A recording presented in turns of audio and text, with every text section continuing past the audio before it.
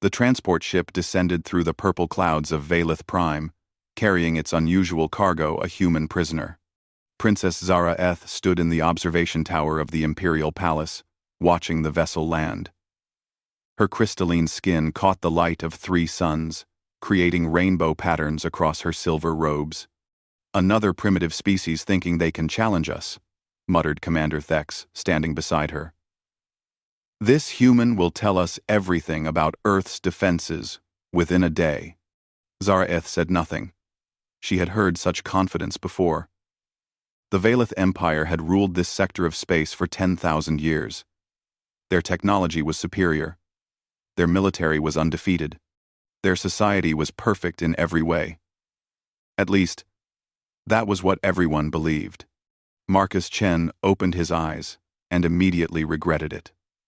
The bright lights of the cell made his head pound. He sat up slowly, examining his surroundings. The walls were made of some kind of crystal that glowed softly. No visible door. No windows.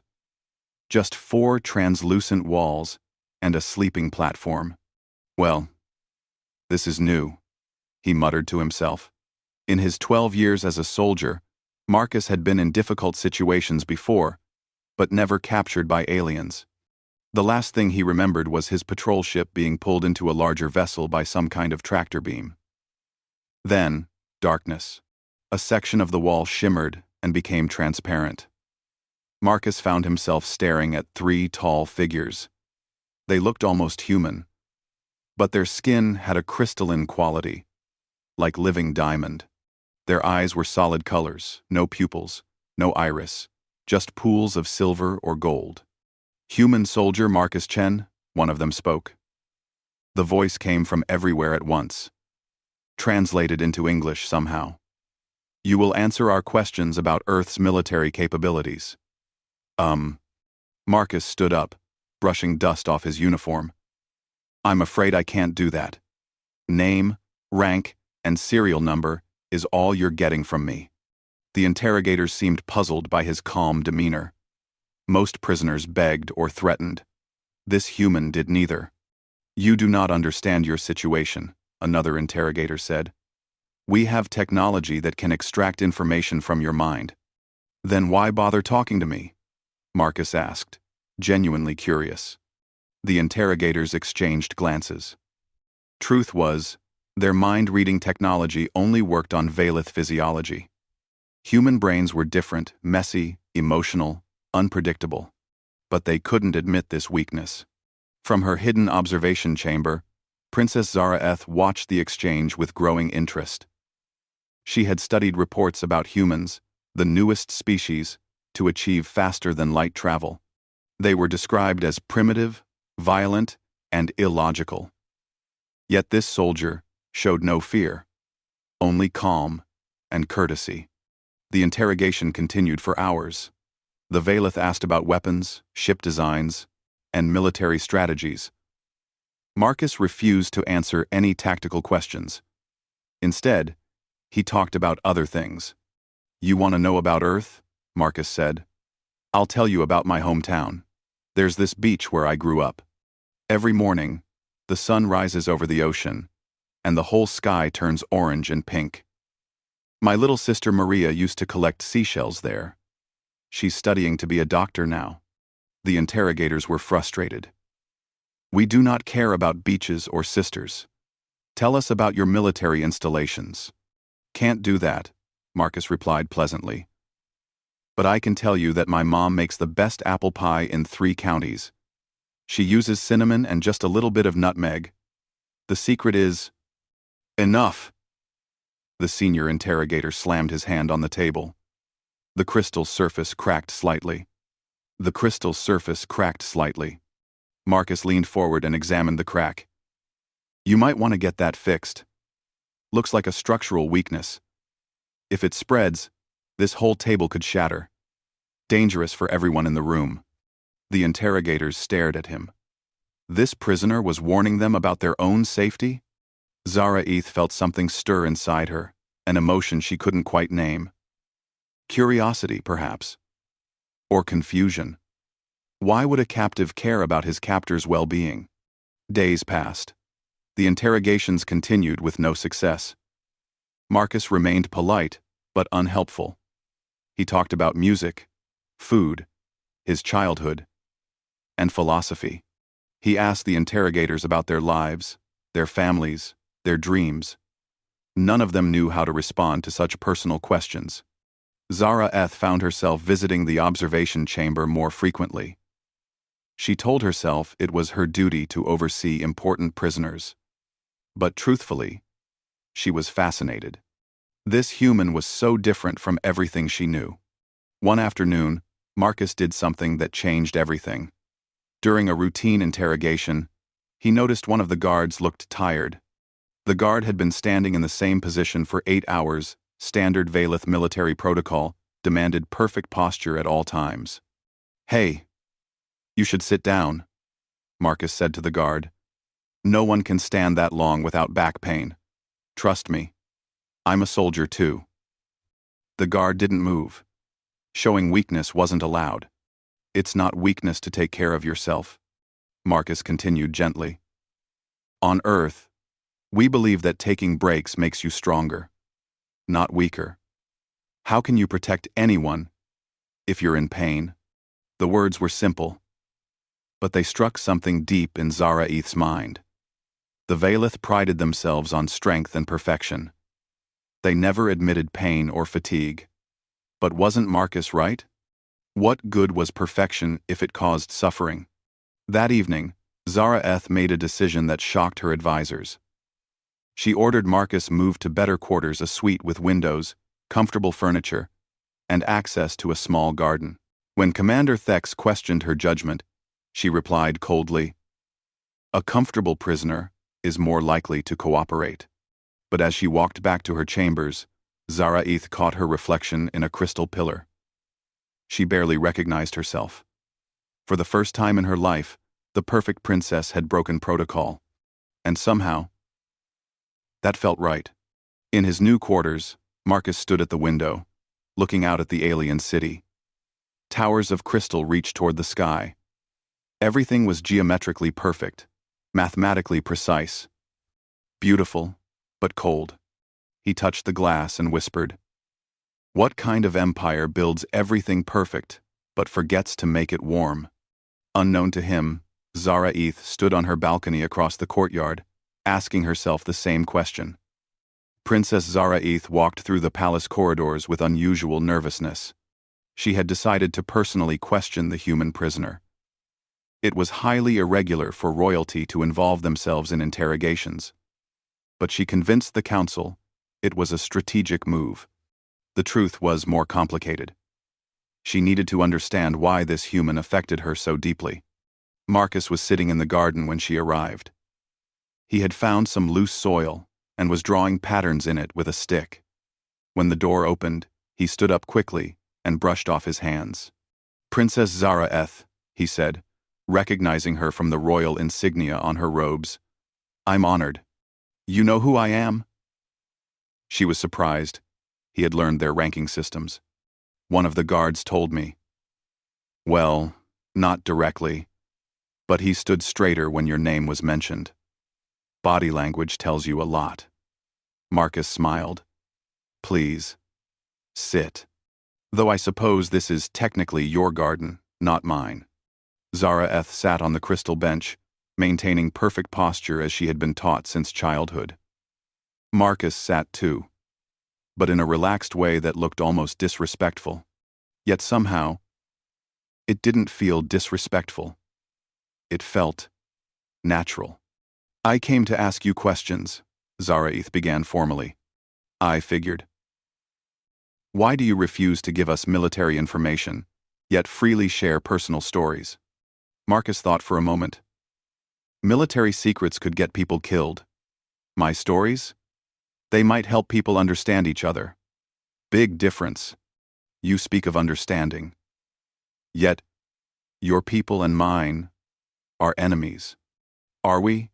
Marcus asked. "I mean, really? Our ships had a misunderstanding. Doesn't make us enemies. just makes us strangers who bumped into each other badly. Zara-Eth had never heard war described that way. In Valeth culture, you were either ally or enemy. There was no middle ground. Over the following days, these conversations became routine. Zara-Eth would arrive under the pretense of interrogation, and they would talk for hours. Marcus told her about Earth, its messy history, its diverse cultures, its constant struggles and small victories. "We're not advanced like you," Marcus explained one afternoon. "We still fight over resources. We still have poverty and disease. But we keep trying to do better. That's the human way: fall down, get back up, repeat." "That sounds exhausting," Zara-Eth said. "It is. But it's also hopeful. Every failure is just another chance to try differently." Zara-Eth found this philosophy strange but intriguing.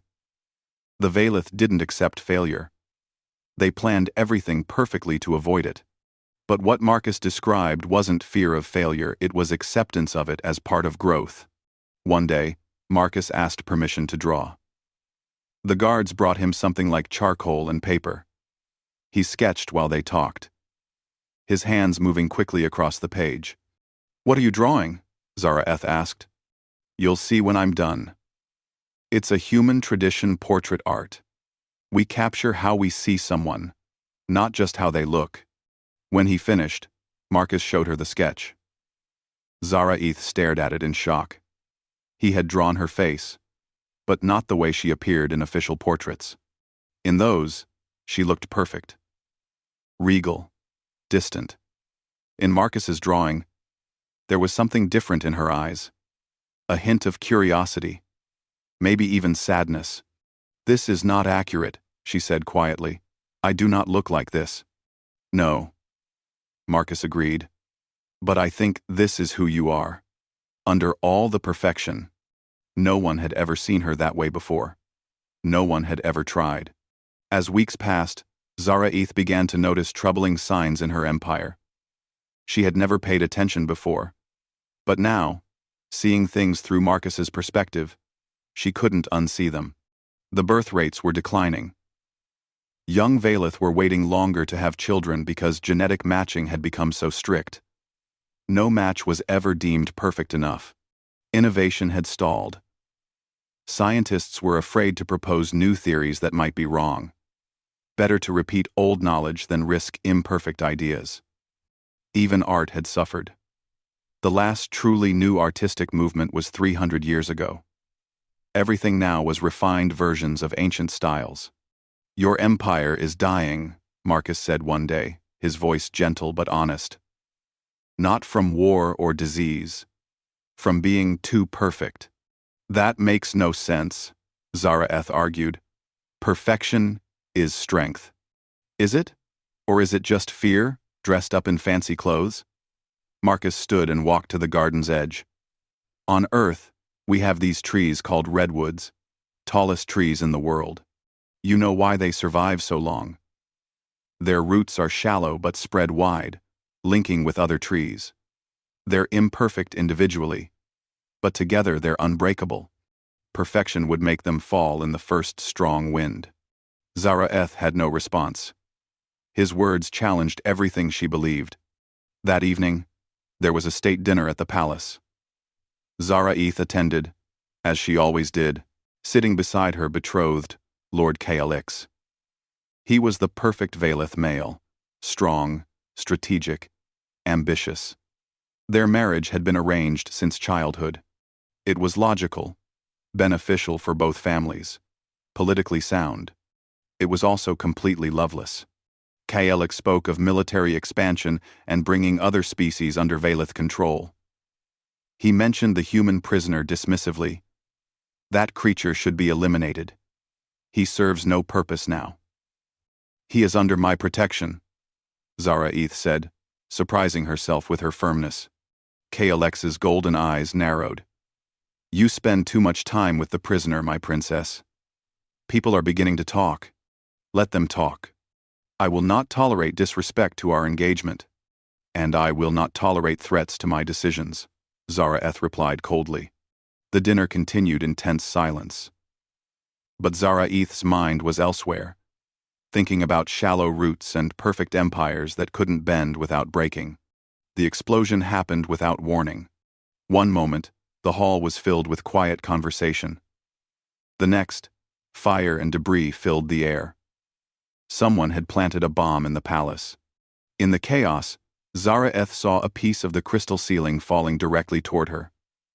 She was frozen, unable to move fast enough. Then, someone slammed into her, pushing her aside. They hit the ground hard, and the crystal shattered where she had been standing moments before. Zara-Eth looked up and gasped. Marcus lay beside her, having somehow escaped his quarters during the confusion. He had shielded her with his own body. Blood seeped from cuts across his back where crystal shards had struck him. "Why?" she whispered. "Why would you save me?" Marcus coughed, struggling to breathe. "Because that's what humans do. We protect what matters." Guards rushed in, pulling them apart. Marcus was dragged away to the medical bay. Zara-Eth watched him go, her hand still warm where she had gripped his. Lord Kaolix appeared, his robes dusty but unmarked.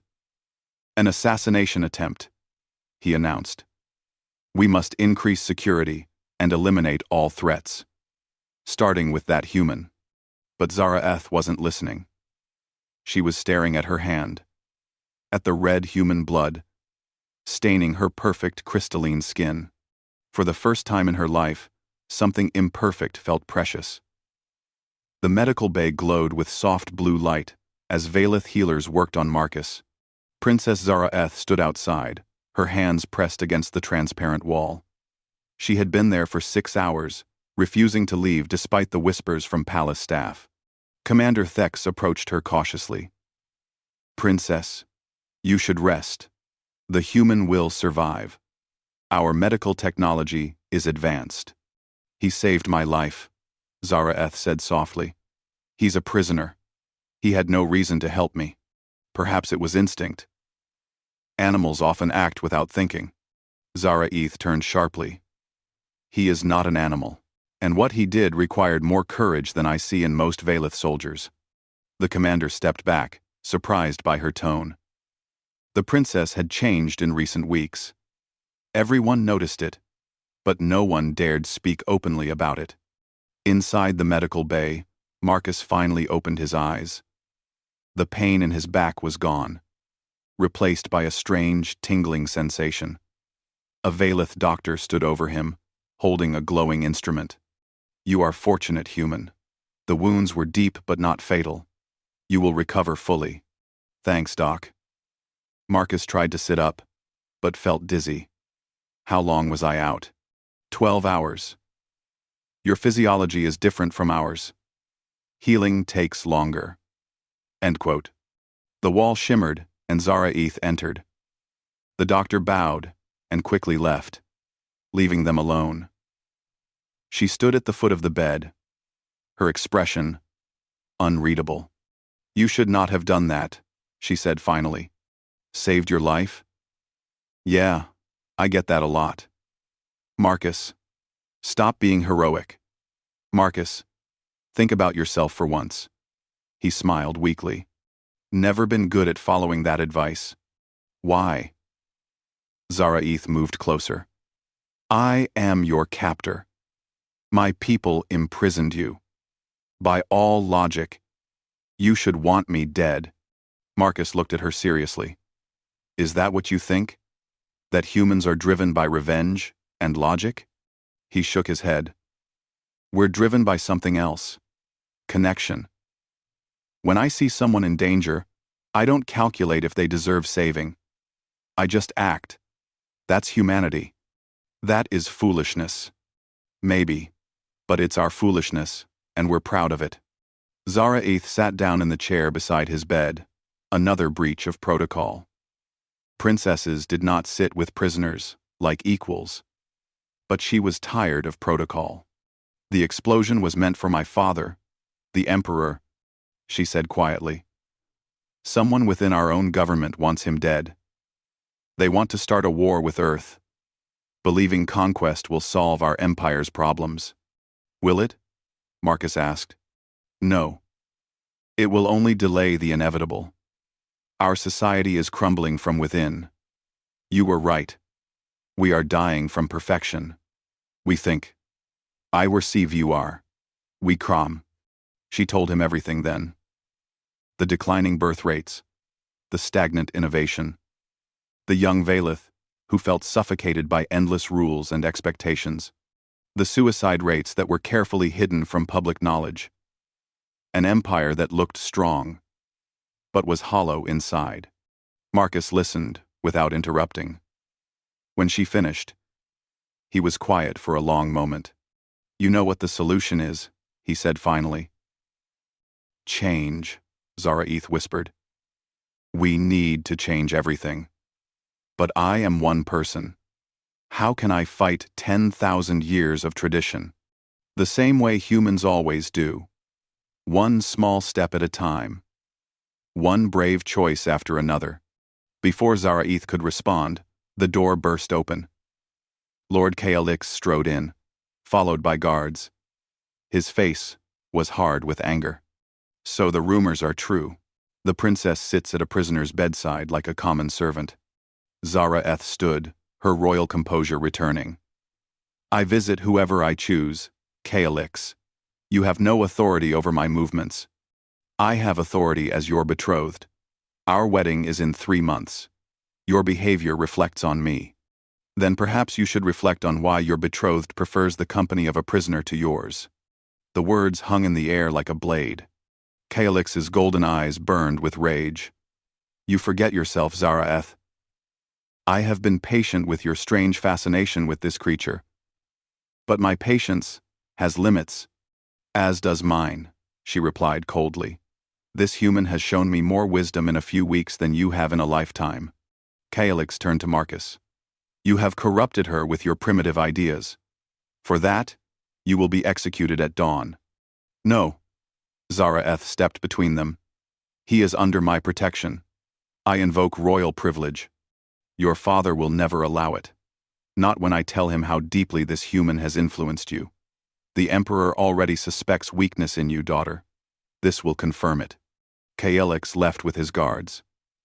The threat was clear. Marcus's life hung by a thread, and Zaraeth's position was in danger too. That night, Zaraeth couldn't sleep. She walked through the palace archives, searching through old records. There had to be something, some precedent, some forgotten law that could help. In the deepest section of the archives, she found it. An ancient text, over 5,000 years old. It described the early days of Valeth civilization, before the age of perfection. Back then, her people were different, creative, emotional, diverse in thought and culture. The change had come with the installation of an artificial intelligence called the Architect. It was designed to optimize Valeth society.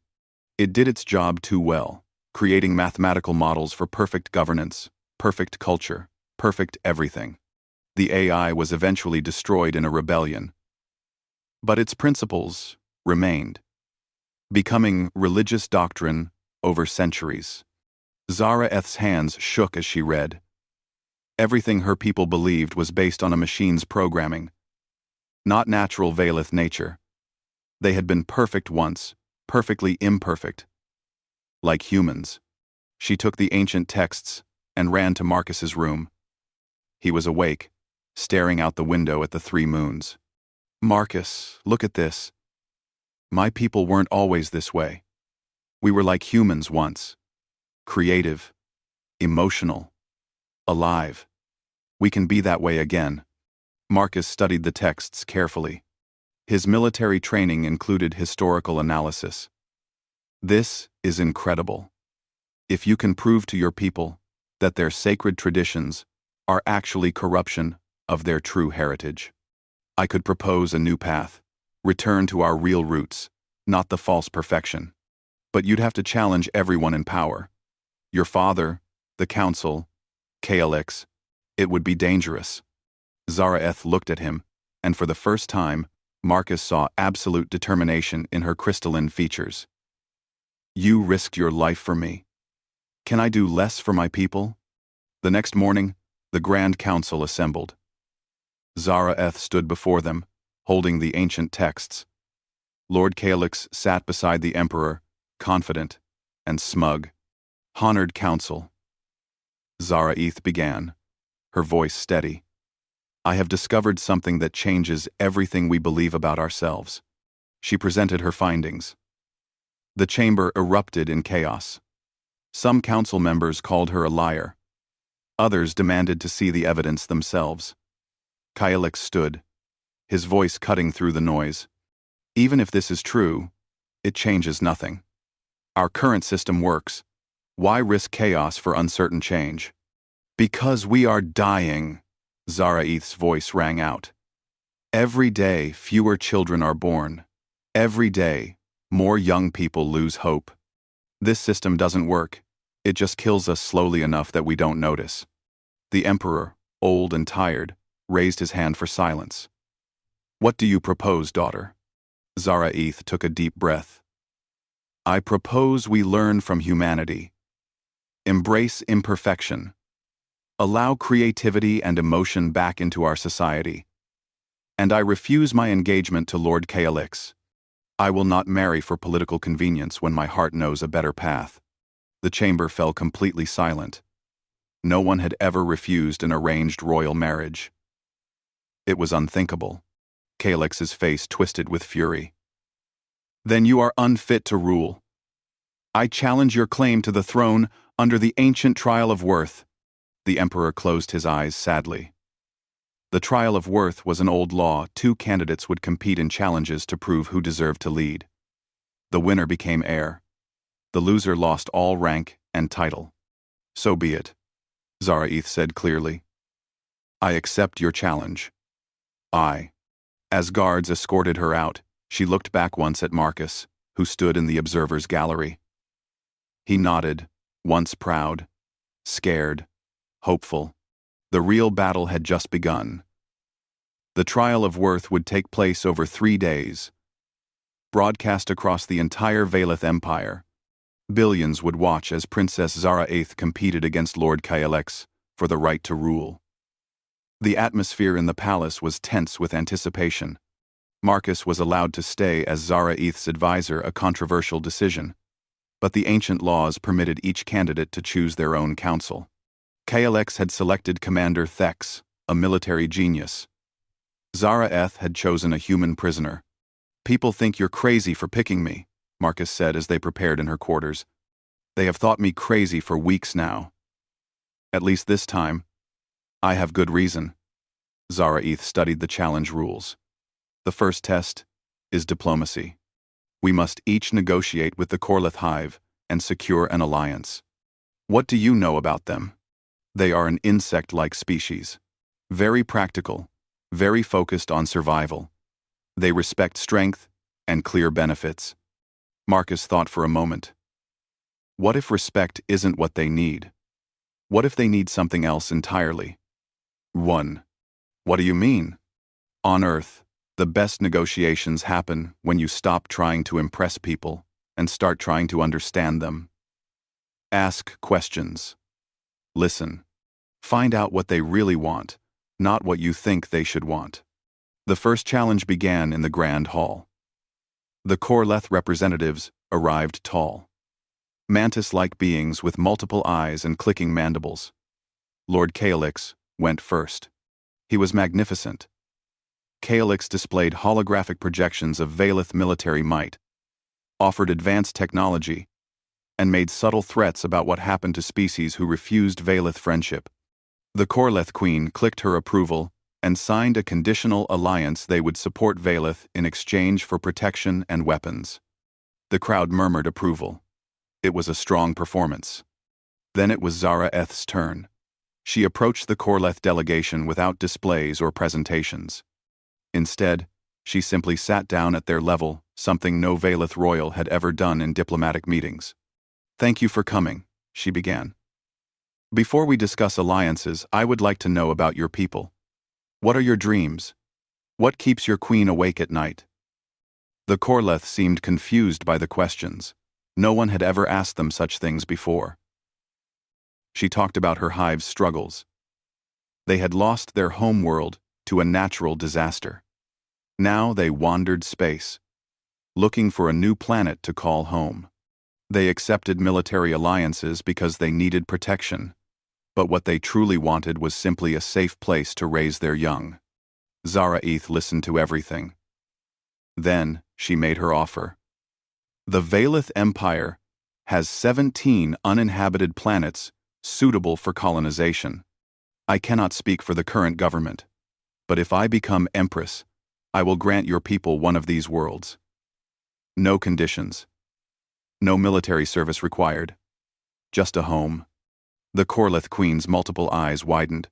Why would you offer this? Because every species deserves a home. And because friendship given freely is stronger than alliance bought with weapons. The Queen was silent for a long moment. Then she stood and bowed deeply, the highest sign of respect in Corleth culture.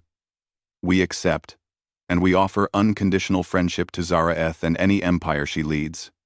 The hall erupted. Some cheered, others protested. Caelix's face was dark with anger. The first challenge was Zara-Eth's victory. The second challenge came the next day, a strategic test. Both candidates received the same military scenario. The Valeth Empire faced an overwhelming enemy force. How would they respond?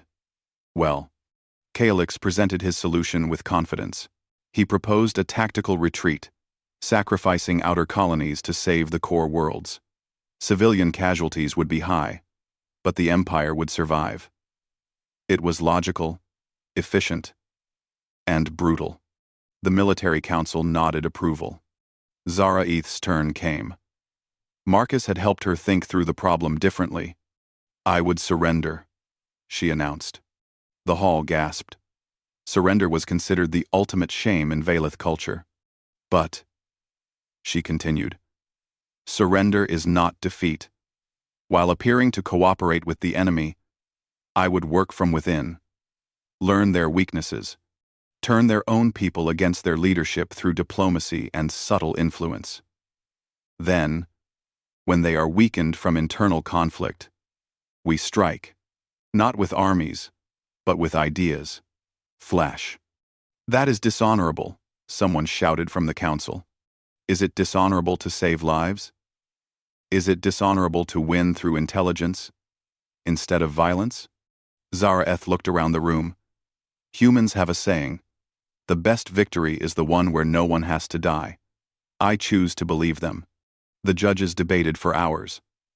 Finally, they declared the second challenge a tie. Caelix's strategy was proven and reliable.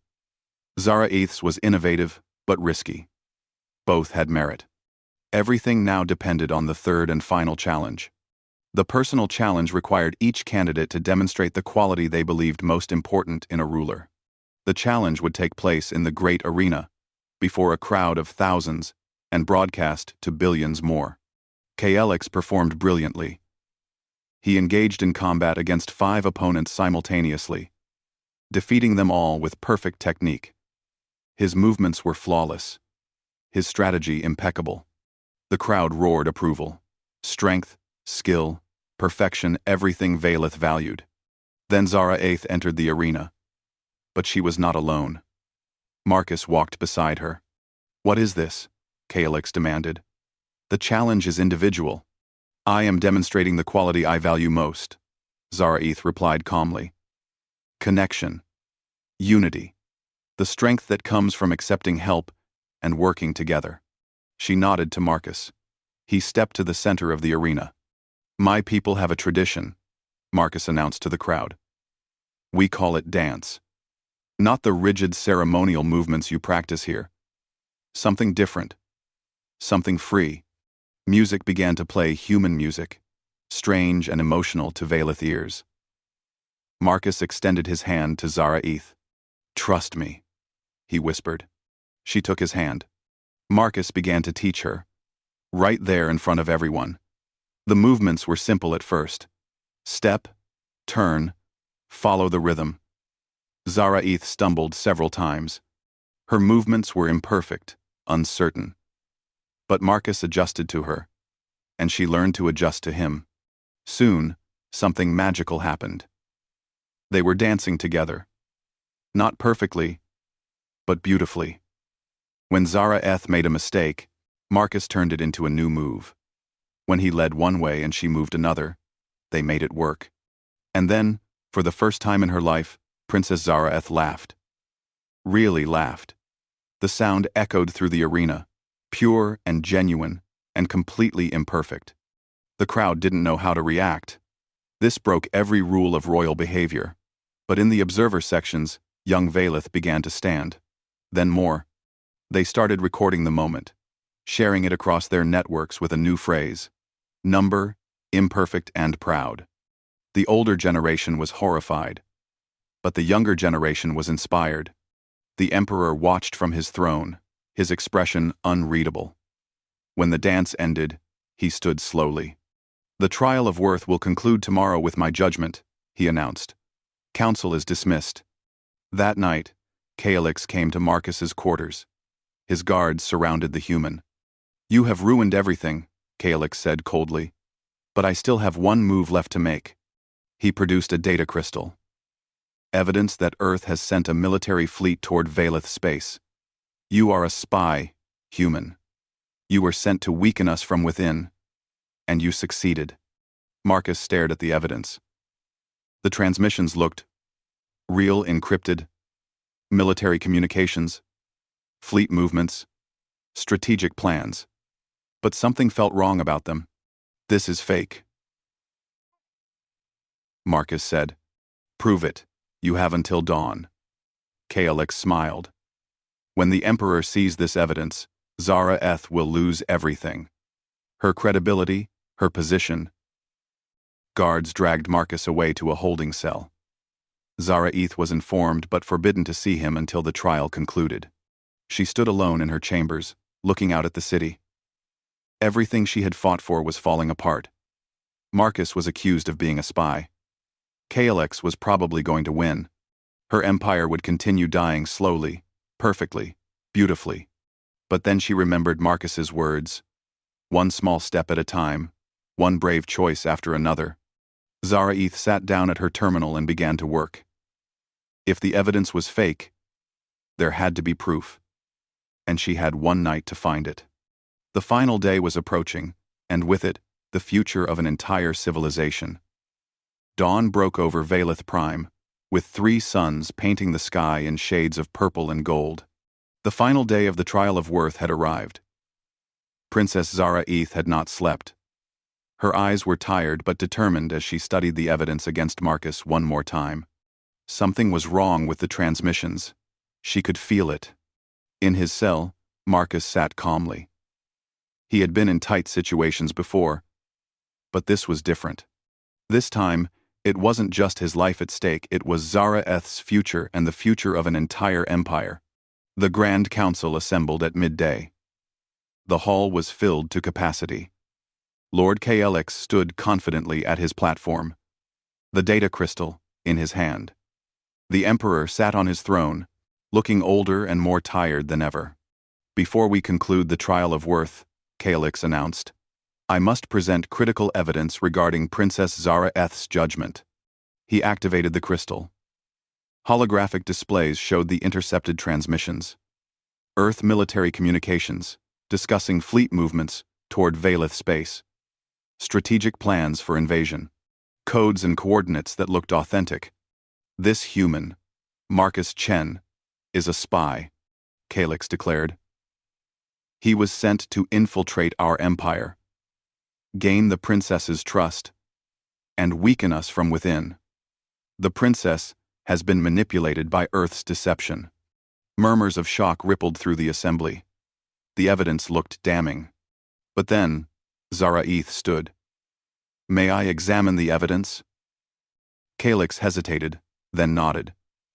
"Of course. Though I doubt you can dispute authenticated military communications." Zara-Eth took the data crystal and loaded it into the main system. She began displaying the transmissions line by line, zooming in on specific details. These communications are indeed from Earth's military networks, she said slowly. The encryption is correct. The protocols match. Everything appears authentic. Caelix smiled triumphantly. Except for one thing, Zara-Eth continued. They are too perfect. The room fell silent. Marcus taught me something about humans, she explained. They are imperfect in everything they do.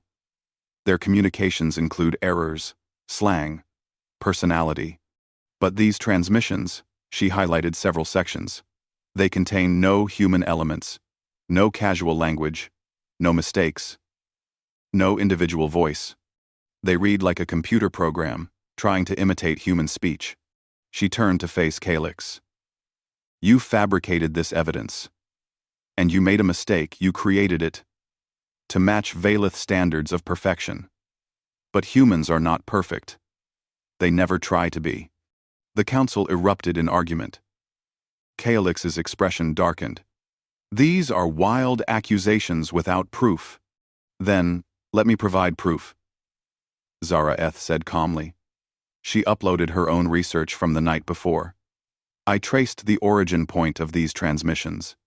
They did not come from Earth. They came from a Valeth military intelligence station, one under your direct command, Lord Caelix. The evidence was clear. Digital fingerprints, timestamps, origin codes, all pointing to Caelix's own network. You fabricated evidence to start a war, Zara-Eth said. You would have sacrificed millions of lives just to seize power. Caelix stood frozen, his perfect facade cracking. Then, his hand moved to his weapon. If I cannot rule through law, I will rule through strength. He activated a signal. Throughout the palace, loyalist soldiers began moving. Alarms blared. Caelix had planned for this moment, a military coup, if his political strategy failed. Chaos erupted in the hall. Guards drew weapons, unsure which side to support. The Emperor was rushed to safety by his personal guard. Marcus, still in his cell, heard the alarms. The door was locked, but the systems were in chaos. He had learned enough about Valeth technology during his imprisonment. With careful work, he managed to override the lock. He ran toward the grand hall, where sounds of fighting echoed through corridors. In the hall, Zara-Eth faced Caelix directly. He had drawn his blade, a beautiful weapon of crystalline metal that glowed with energy. I challenge you here and now, Caelix snarled. Single combat. Winner takes the throne. Zara-Eth drew her own blade. She had trained in combat since childhood, but Caelix was known as one of the greatest warriors in the Empire. They fought. Caelix's style was perfect textbook technique, flawless execution. Every move was calculated and precise. Zara-Eth defended desperately, barely holding her ground. You cannot win, Caelix said, as their blades clashed. I am perfect. You have been corrupted by human weakness. Then let me show you the strength in that weakness, Zara-Eth replied. She stopped fighting like a perfect Valeth warrior. Instead, she fought like someone who had learned from Marcus, adaptive, creative, unpredictable. When Caelix expected a defensive move, she attacked. When he prepared for traditional counters, she improvised new ones. Marcus burst into the hall just as Zara-Eth stumbled. Caelix raised his blade for a finishing strike. No, Marcus shouted. Several things happened at once. Marcus threw a piece of broken crystal he had picked up, striking Caelix's arm. The blade wavered. Zara-Eth rolled aside and swept Caelix's legs. He fell. Her blade came to rest at his throat. Yield, she commanded. Caelix looked up at her, defeat in his eyes. Slowly, he released his weapon. I yield. Guards loyal to the crown rushed in, surrounding Caelix and his conspirators. The coup was over. The Emperor emerged from his secure location, supported by advisors. He looked at his daughter with new respect. You have won the trial of worth, he said formally. Not through perfection, but through wisdom. Not through tradition, but through courage. He paused, then added more softly, "You will be a better ruler than I ever was." "Father, no, it is truth. I was too afraid to change." "You are not." He turned to Caelix. "For treason, you should be executed. But my daughter has taught me that mercy can be stronger than justice. You will be imprisoned and given opportunity to reflect on your choices." Caelix was led away, his perfect pride shattered. The emperor addressed the assembly. "Princess Zara-Eth is declared heir and will be crowned empress in 3 days. And as my final act as emperor, I grant Marcus Chen full citizenship in the Valeth Empire and the title of ambassador to Earth." The crowd was silent. Then slowly, young Valeth began to cheer. The sound grew until it filled the hall. 3 days later, Zara-Eth was crowned empress. The ceremony was different from any in Valeth history. There was traditional music, but also human music. The speeches followed ancient formats, but included personal stories and even humor. It was imperfect and beautiful. Zara-Eth's first imperial decree opened the empire to cultural exchange with Earth and other species. Her second established innovation centers, where Valeth could experiment, create, and even fail without shame. Her third reformed genetic matching laws, allowing people to choose partners based on connection rather than perfection. Months passed. The empire began to change. Slowly at first, then faster. Birth rates increased. New art, music, and science flourished. Young Valeth, who had felt suffocated by perfection, found hope again. One evening, Zara-Eth and Marcus stood on the palace balcony, watching the city below. Children played in streets that once demanded silence. Artists displayed works that celebrated flaws as features. The crystalline towers still reached for the sky, but now they seemed warmer somehow. "You transformed an entire civilization," Marcus said quietly. "We transformed it," Zara-Eth corrected. "I could never have done this without you. Without learning that imperfection is not weakness, it is the space where growth happens." "So what happens now?" "You're an empress. I'm just a soldier who accidentally started a revolution." Zara-Eth took his hand, a gesture that no longer shocked anyone. "Now we build something new together. An empire that remembers to be warm, not just perfect. A civilization that values hearts as much as minds." "Sounds like a lot of work." "It will be. We will make mistakes. We will fail sometimes. We will never be perfect." Marcus smiled. "Good. Perfect is boring anyway." Far below, a street musician began to play a blend of Valeth crystal tones and earth instruments, creating something entirely new. Children danced to it, their movements joyful and completely imperfect. Zara-Eth leaned against Marcus, watching her people embrace the future. She had forgotten her throne for a moment when the human soldier entered her life. But in doing so, she had found something better, a throne built on hope instead of perfection, on connection instead of isolation. The 3 suns set over Valeth Prime, painting the sky in colors that had always been there but only now seemed beautiful. Sometimes, the greatest strength is knowing when to stop being strong. Sometimes, the best leaders are those who remember they are still learning. And sometimes, the most important thing a princess can do is forget her throne long enough to remember her heart.